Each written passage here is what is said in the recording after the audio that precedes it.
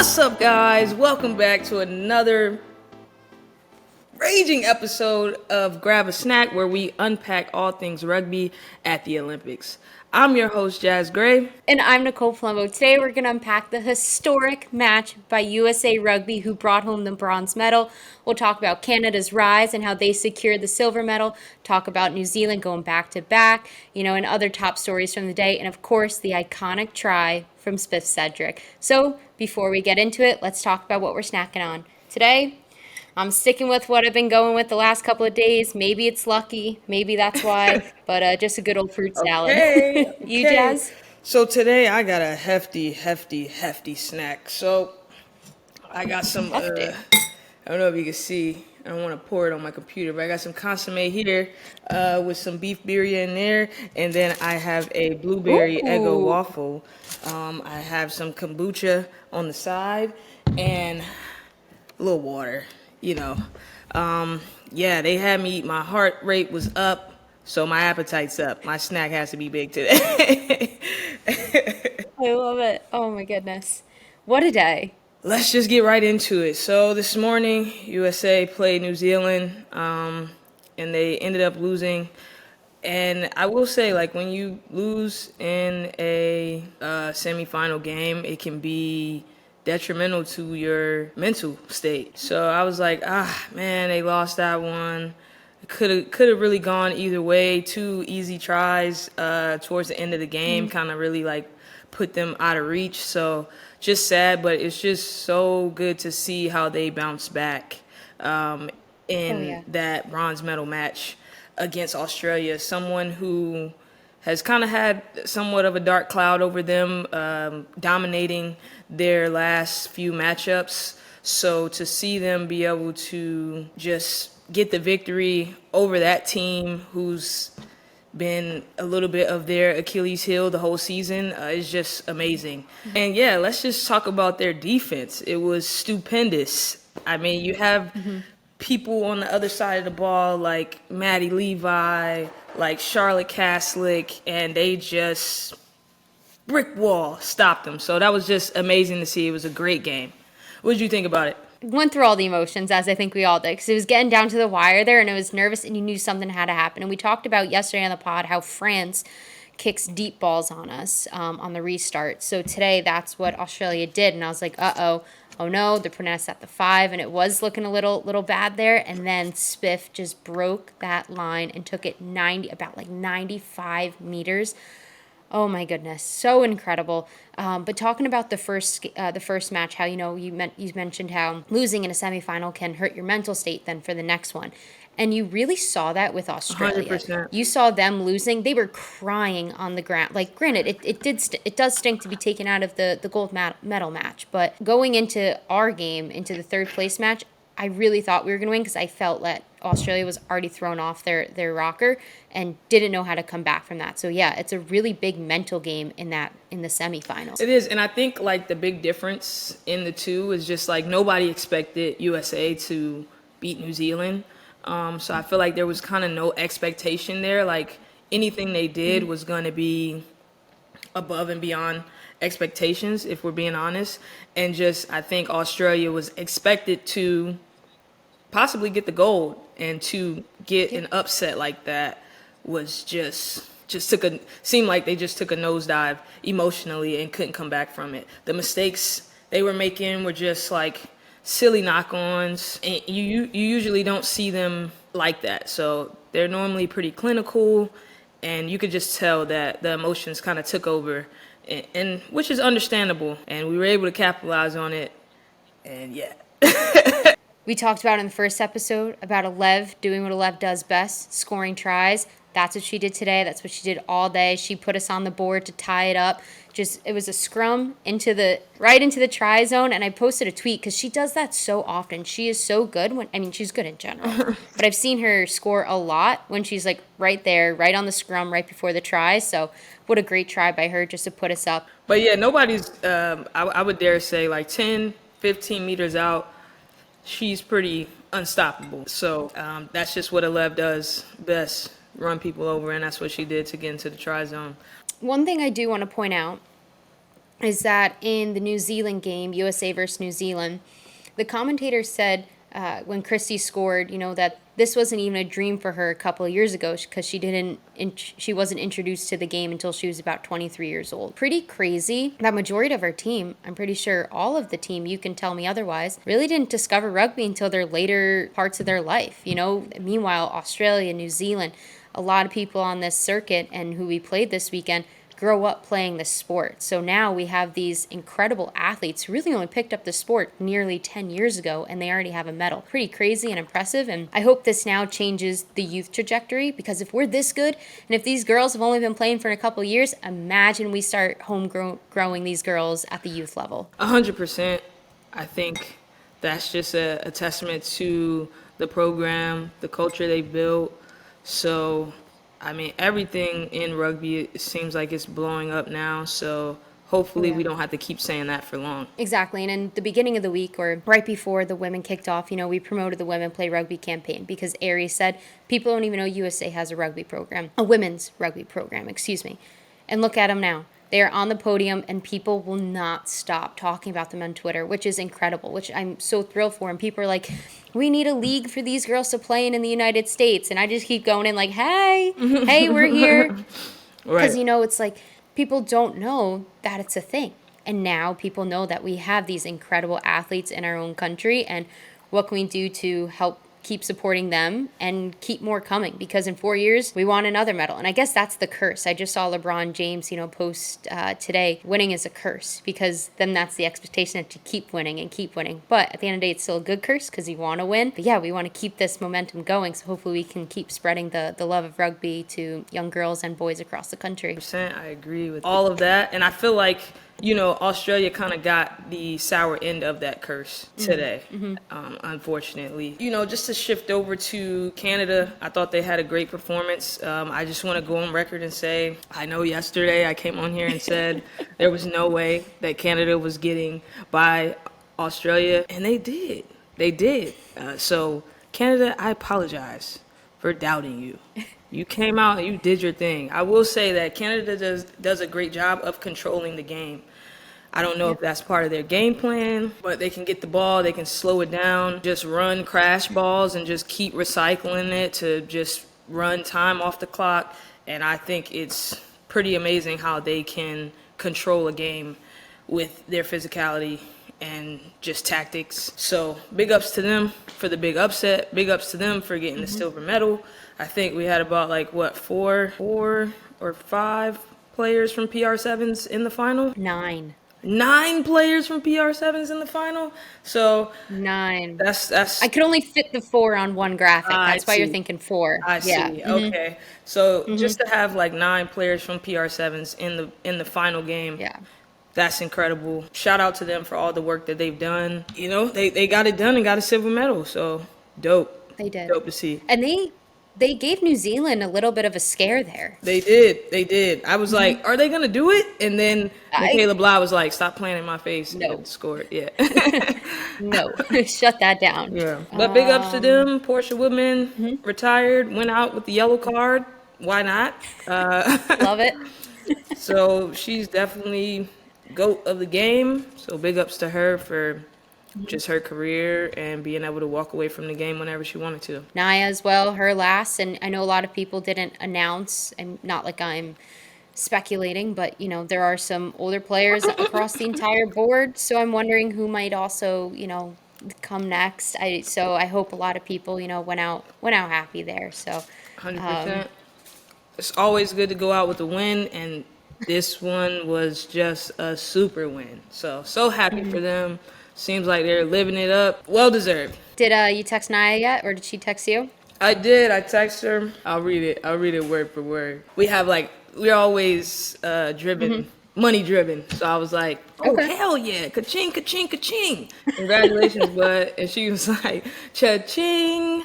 I'm so blessed. I'm so grateful. Thank you, Jazzy. Love you. And yeah, so I know she's living it up with her family. So I'm sure we'll catch up later, so she can give me all the details, emotions, and all that. So good for her. No, good to go out with a win. out with a bang and making history, because that's what they did today. We already went into that. Just on such a high right now, Such and I a think high, such a high. the entire community is. The socials are going crazy. Everywhere I They are. scroll, I just see Lowe's face smiling. And then we had Flavor Flav showing us some love. Jason Kelsey putting on the He shirt was with Lowe's face all over it, so that was super cool. He had a busy day. After the rugby matches, was at gymnastics, and he's wearing Alona's face at gymnastics. He kept the shirt on, which is awesome. Nice, nice. All the outlets are just like flooding with bronze medal, congratulations. So everywhere you look on Instagram, Twitter, even Facebook, you're just gonna see the girls, which I love. Hopefully this blows it up and it just teleports them for next season to have like just more resources, because if people don't know, USA athletes don't get paid much at all. So this is just so good for them, and it's just amazing. Have you seen anything other than that on the socials? Like you just said, it's just flooding with everybody showing support, which again I love. And then hopefully everybody can continue to just rally behind this team and the girls, men as well, just the entire program, but these girls right now, because they did such incredible things that, yeah, it helps you guys move forward. Like you said, maybe with some brand deals, sponsorships, any way to kind of just help them on and off the field. One other shout out or tidbit that I do want to say that I heard today, because I didn't realize this. I'm sorry, it's 2024, so I didn't really think about this, that Emily Bidewell is the only female head coach. She is. Pretty freaking incredible. And she won a medal. So when I heard that, I was like, no way. So really, great job by her this entire weekend. And then to also, be the only female, way to represent. Yes, and I was able to sift through so many pictures on Instagram, but I sift through some pictures and I saw that her daughter came down to the field and took a picture with the girls, so that was cool. Good to see that her family's there supporting. You. And because, the players sacrifice a lot, the coaches also sacrifice a lot. So that was super cool to see. Yeah, but besides that, can't go on social media without seeing these girls right now. So they're all over it, and you should go look too if you haven't seen it already. What were your favorite tries of the day? Well, if your favorite try wasn't Spiff Sedrick, get off of me, running down the field, head back 95 meters, then I don't know. You just don't have a heart. You don't have a heartbeat. You don't have a heartbeat. That had to be my favorite try of the season, the tournament. It was How can you amazing. not be romantic about rugby? 100%. We already said it once. It's just storybook ending for USA, for Spiff, and the girls. And just, had to be the try of the day. Tegan to Maddie, or Maddie to Tegan. I can't remember who actually ended up scoring there. That was kind of cute. If I was in their family, I would be going berserk there. So it was against us, but I thought just me, I love the storyline there. So that was a good one. I love when the announcers say, like, we got a pair of Levi's out there, and I'm like, I get that. That's good. That's good, whoever came up with that. No, I saw like a bunch of Levi jean memes on. Yeah. But really cool to do that with your sister out there. Be in the Olympics. Great for the whole family. I'm sure she's going to be kicking herself for a while. That knock-on with Canada, I'm sure that's going to haunt her for a while. I hate when stuff like that happens. It's like, man, why can't it just be like, I don't know. You always think and you always hear it's not your fault. It's a team effort. There's so many other things that causes a loss. But it's impossible to think like that when you're the one who actually messed up. I don't know why people say that. It's just like, it is though. It is my fault, actually. So, yeah. It is. Yeah, so it's hard to shake. It's hard to really not think that way when you kind of look back at tape and are like, if I would have just done this. But you win some, you lose some. Let's do it. Okay, so just like we did for the men, we're going to give you guys our picks for the women's dream team. Pew, pew, pew, pew, pew. Got to insert some, noises there. Love it. So first, I'm going to have to put Christy Kershey up there. Oh, good one. Yep. She was going crazy. I don't know exactly how many tries she had, but it was a good handful. So definitely my first pick for the Dream Team. Yes. Not only did she have some tries in New Zealand, she had a great defensive stop against Stacey Waaka, so she held them at 7 instead of going up 2 scores or up 1 score from there. But yeah, we talked about her yesterday too. She did great this weekend, so great pick. Totally agree with that. I'm gonna stick with USA here. Game winner, Spiff Sedrick. She's on there for sure. 100%. You do something that amazing in a bronze medal match, you got to be on the Dream Team for sure. Great effort by her all around. But yeah, once you win the game for your team, that spot is yours. Number 3 spot has to go to Michaela Blyde. I mean, it's just like whenever she wants to score, she can. That's how I feel. Sometimes she gets the ball and she's like, okay, I'll go down this time. But sometimes it's like, no, I don't care how many of you it is. I'm going to sidestep, and just dot it down in the middle. And yeah, she has to get that number 3 spot. Love what she was doing on the field. Love what she was doing off it even more. Her friendship that came about with Shelly Ann Fraser Price. Did you see that? I did. That's cute. And then I also saw someone being like, we should get those two lined up against each other. I mean, I know, Shelly Ann is a 100 Olympian, but Michaela, when when she has a ball in her hand and she's making it downfield, I mean, she puts on the Jets in a different way where, I don't know, maybe she'd be competitive in the 100 against her. We'll see. I wonder if that I might think she would happen. be competitive 100%. It would have to be like, are we coming out of blocks or are we on grass or are we on the track? Like those things matter too. So, but yeah, I think she could take on anybody on the track side. Her, Maddie Levi, Jasmine Joyce, those are some of the fastest people I've ever stood next to. What's it like once you're faced up against Michaela? She doesn't, like I said the other days, like she doesn't really show any emotion. Like she's kind of like a robot. She's turned me over a couple times. I've tried to like beat her around the corner. She's chased me down, turned me over. She's a pretty tough opponent to go against either side of the ball. So Who do you think is the toughest to go against on the circuit? Or not on the circuit in the Olympics, maybe that were here, or just in general that you've seen internationally? I would say I don't know. Everybody's so different. I would say for me as a small person, it would probably have to be like a Maddie Levi because it's like, okay, I gotta catch you, then I gotta wrangle you down because you're so big and I'm so small. So taller, bigger wings are normally harder to guard.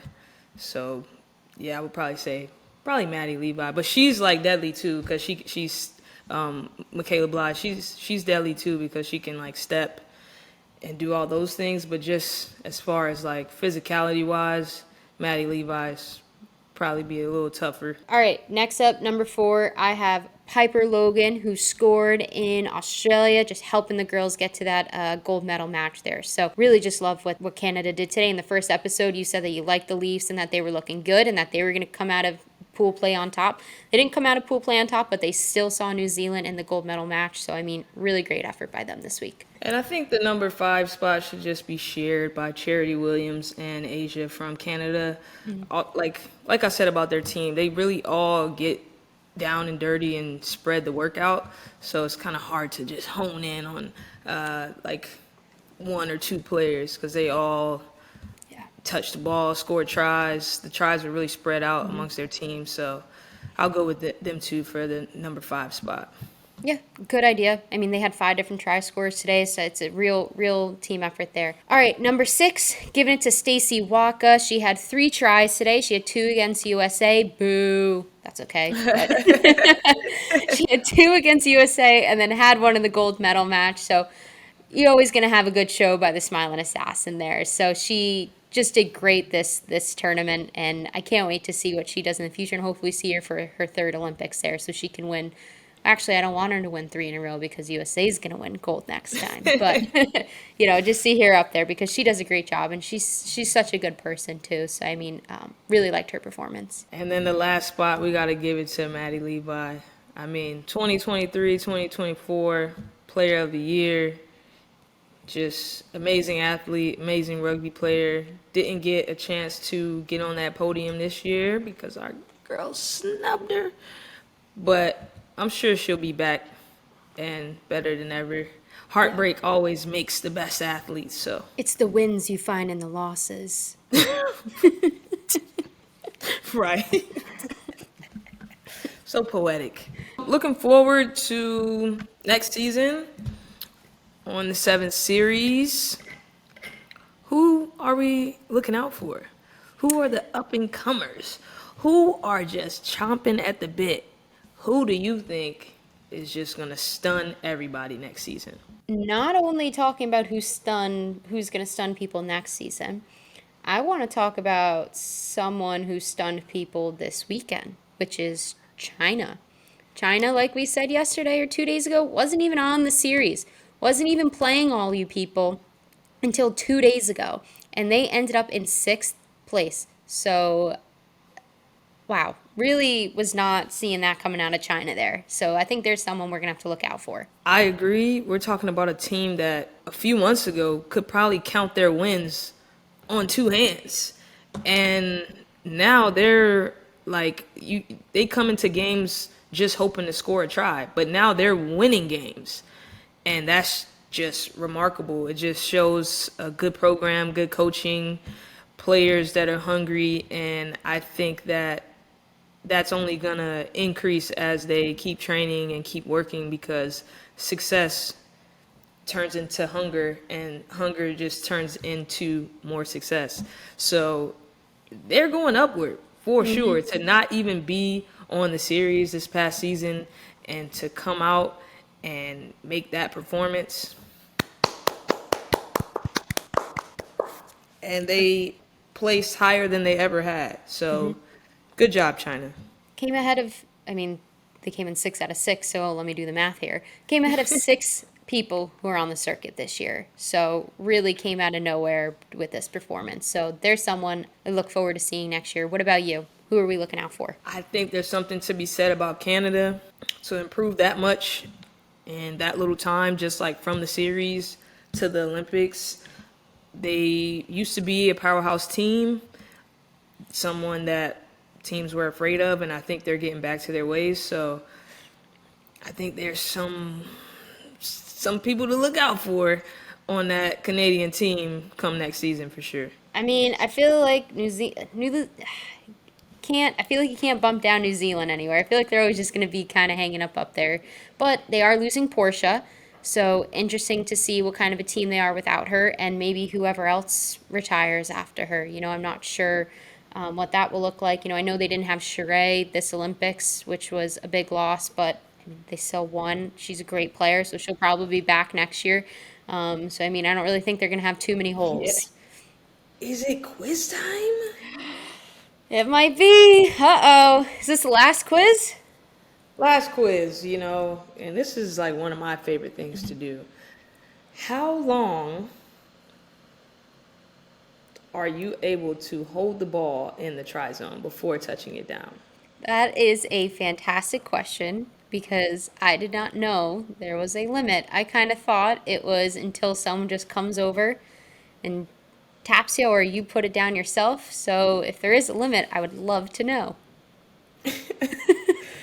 So there is no limit. Ah, However, like sometimes the ref will ask you to like come touch on. it down, Okay. and you can just say no, but you probably will get booed from the stands because people want to see the game go on. I think the craziest thing I've ever seen is like I don't know the exact teams that this occurred with, but I just remember like the stands going crazy and people saying like they're going to change the rule because this happened. So there were two teams that were playing and there's a team warming up.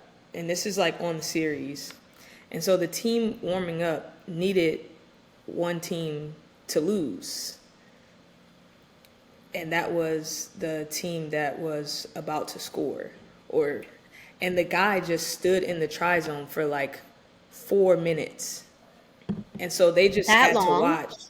Yeah. And they just had to watch and know that like because he didn't put it down and keep playing, that they then would be knocked out of the quarterfinals.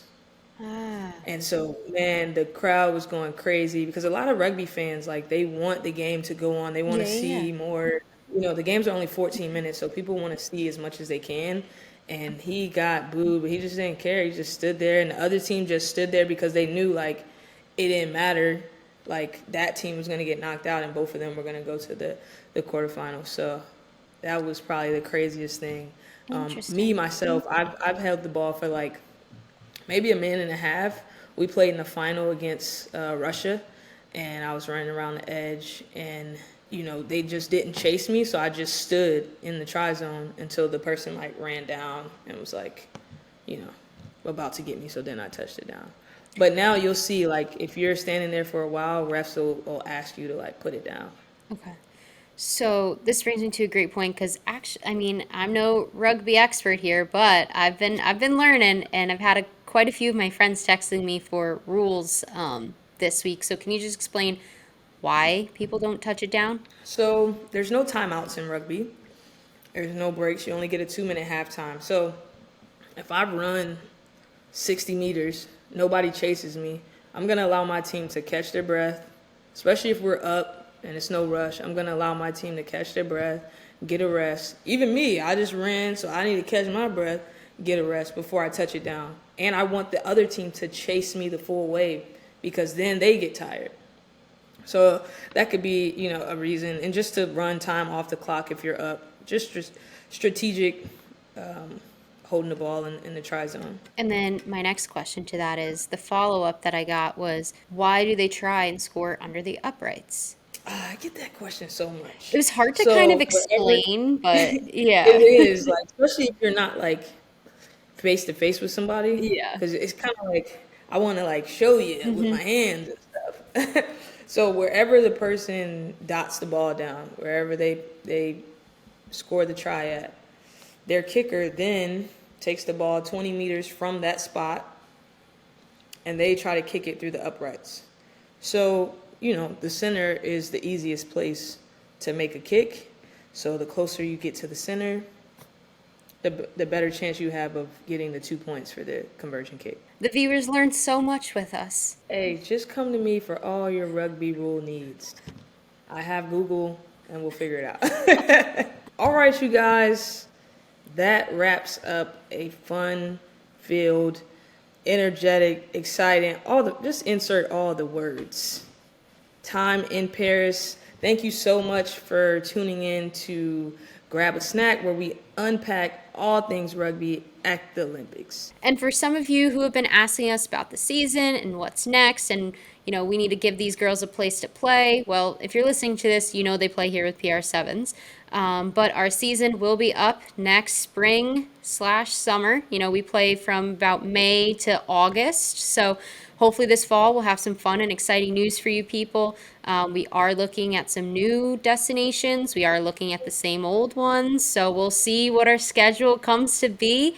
But we're going to keep this rugby train going. So we're excited here at PR7s. I'm excited personally. Jazz is excited. So just stay tuned, and we're going to have some updates for some more rugby next year. Thank you guys so much for listening. See you next time.